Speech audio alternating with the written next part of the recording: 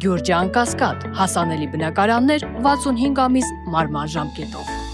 Ես նոր գալիս ակցիային ճանապարհին հենց դա էի մտածում, որ այն իրավիճակում, որ գտնվում են արցախցիները փոխանակ Հայաստանում, հենց իշխանությունների կողմից ընկալվեին որպես սիրտ ու հոգի, հակառակը դիտարկվում են որպես այսպես ինչ-որ սոցիալական ծրագրերի, կներեք ես բառիս համար, բայց ես այդպես եմ ընկալում, մատերիալ։ Եվ իրականում ես չեմ կարծում, որ տեղահանված ցեղասպանությունից մազապուրծ եղած հայրենակիցներին որպես բեռ է պետք դիտարկել։ Սա ամենասարսափելին է, էլ չեմ ասում շարունակությունը, որ այո, բարձրախոսները քփեական շատ հաճախ չեն զլանում նաև ձևակերպումներ անել, ներկայացնելով արցախցիներին որպես վտանգ եւ արցախցի եզրույթը որպես վտանգ Հայաստանի Հանրապետության համար։ Բնական է, որ այն բոլոր ծրագրերը, որ այսօր դա կլինի սոցիալական ծրագիր, չգիտեմ, տարբեր տեսակի ծրագրեր, որի մասին խոսում է, կառավարության ղեկավարը, ես վստահաբար եմ ասում, այդ բոլոր ծրագրերը միտված են վերացնելու արցախցի Արցախ եզրույթը,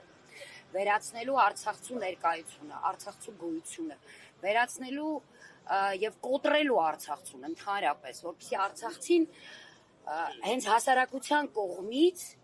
քարկոծվի եւ գլուխը կախ մանգա հասարակության մեջ կամ թողնի ուղակի հեռանա Հայաստանից։ Այս ամեն ինչը այդպես է դիտարկվում, բայց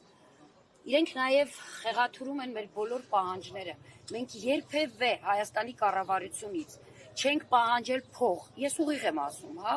ամեն ինչ իր անունով եմ ասում։ Մենք չենք պահանջել սեփական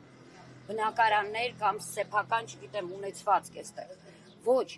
առ այսօր Արցախցու պահանջը առաջին իսկ օրվանից մինչ այս պահը արժանապատիվ կեցության հնարավորությունն է Հայաստանի Հանրապետությունում, մեր հայրենիքի մյուս հատվածում։ Որովհետև ցանկացած արցախցի այստեղ կանգնածներին յուրաքանչյուրին ում կհանդիպեք, եթե հարցնեք, իր երազանքում միայն իր բնորան վերադառնալն է։ Եվ ցավալին այն է, որ մենք մեր հայրենիքի այս հատվածում այս անհայրենիք ենք զգում։ Եվ դա անում են միայն այս իշխանությունները։ Իրենց ամենօրյա տերորի, բռնաճնշումների,